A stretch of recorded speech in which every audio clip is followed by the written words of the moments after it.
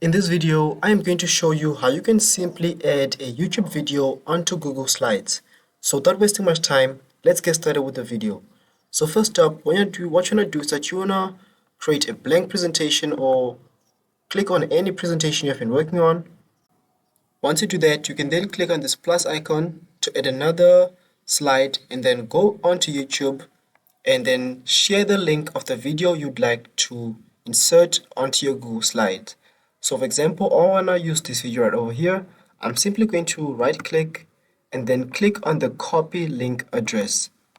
Then you can go back to Google Slides and then right here where it says click on insert, then click on video, and then you can then paste the link of the video onto this box, but make sure you have selected YouTube.